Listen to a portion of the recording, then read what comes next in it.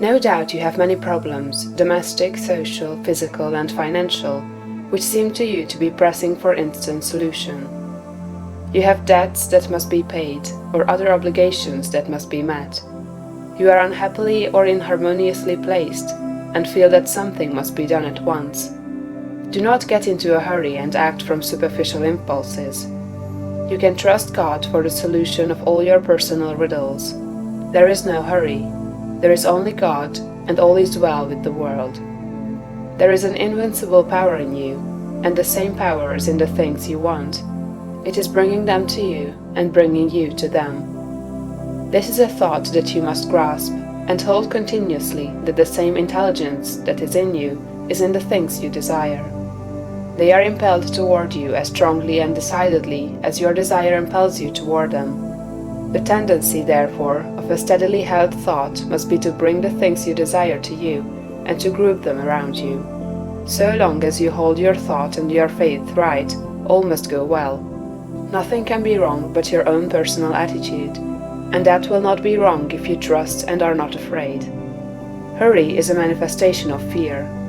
He who fears not has plenty of time. If you act with perfect faith in your own perceptions of truth, you will never be too late or too early, and nothing will go wrong. If things appear to be going wrong, do not get disturbed in mind. It is only an appearance. Nothing can go wrong in this world but yourself, and you can go wrong only by getting into the wrong mental attitude. Whenever you find yourself getting excited, worried, or into the mental attitude of hurry, sit down and think it over, play a game of some kind, or take a vacation. Go on a trip, and all will be right when you return. So surely as you find yourself in the mental attitude of haste, just so surely may you know that you are out of the mental attitude of greatness. Hurry and fear will instantly cut your connection with the universal mind. You will get no power, no wisdom, and no information until you are calm. And to fall into the attitude of hurry will check the action of the principle of power within you. Fear turns strength to weakness. Remember that poise and power are inseparably associated. The calm and balanced mind is the strong and great mind. The hurried and the agitated mind is the weak one. Whenever you fall into the mental state of hurry, you may know that you have lost the right viewpoint. You are beginning to look upon the world, or some part of it, as going wrong. At such times, read chapter 6 of this book.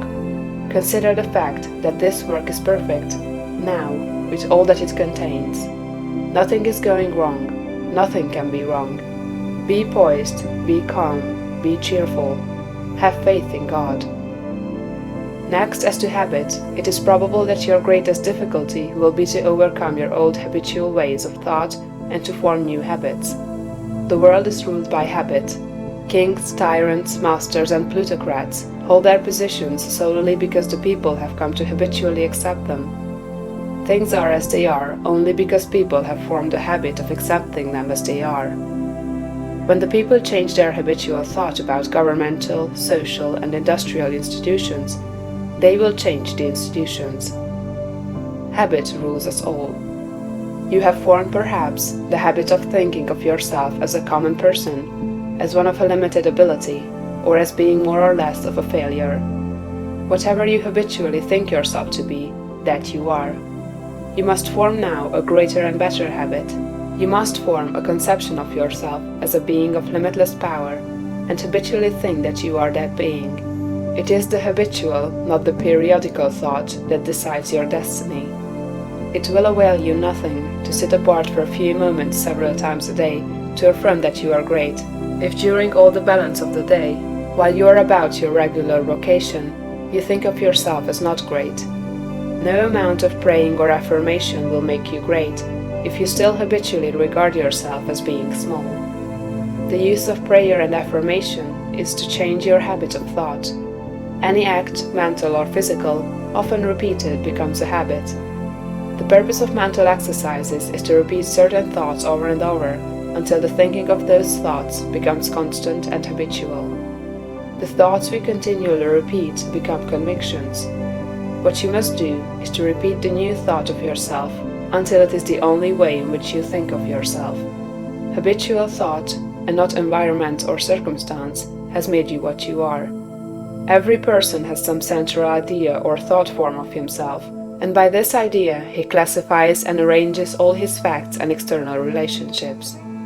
You are classifying your facts either according to the idea that you are a great and strong personality, or according to the idea that you are limited, common, or weak. If the latter is the case, you must change your central idea. Get a new mental picture of yourself. Do not try to become great by repeating mere strings of words or superficial formulas, but repeat over and over the thought of your own power and ability until you classify external facts and decide your place everywhere by this idea. In another chapter will be found an illustrative mental exercise and further directions on this point.